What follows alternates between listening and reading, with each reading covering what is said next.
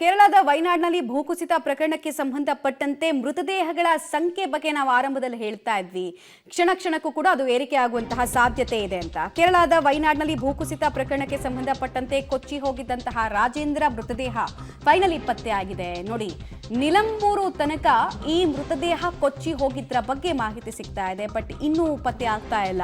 ರಾಜೇಂದ್ರ ಅವರ ಪತ್ನಿ ರತ್ನಮ್ಮ ಚಾಮರಾಜನಗರ ತಾಲೂಕಿನ ಇರಸವಾಡಿ ಗ್ರಾಮದ ದಂಪತಿ ಆಗಿದ್ರು. ಬೆಳಗ್ಗೆಯಿಂದ ನಾವು ತೋರಿಸ್ತಾ ಇದ್ವಿ, ಈ ದಂಪತಿ ಬಗ್ಗೆ ಮಾಹಿತಿ ಹೇಳ್ತಾ ಇದ್ವಿ.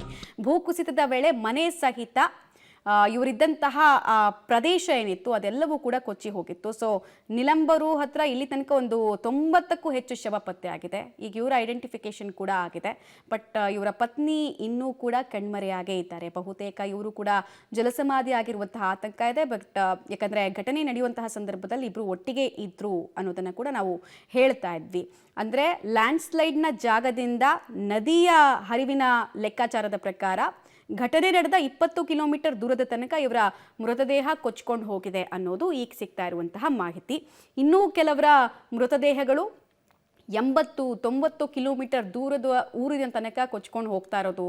ಕೆಲವು ಮೃತದೇಹಗಳು ಯಾವ ಪರಿಸ್ಥಿತಿಯಲ್ಲಿ ಸಿಗ್ತಾ ಇದೆ ಅಂದರೆ, ಒಂದಕ್ಕೆ ಕೈ ಇಲ್ಲ, ಒಂದಕ್ಕೆ ತಲೆನೇ ಇಲ್ಲ, ಅಂದರೆ ಛಿದ್ರವಾದ ಸ್ಥಿತಿಯಲ್ಲಿ ಕೂಡ ಪತ್ತೆ ಆಗ್ತಾ ಇದೆ. ಐಡೆಂಟಿಫೈ ಮಾಡೋದು ಆಗ್ತಾ ಇಲ್ಲ.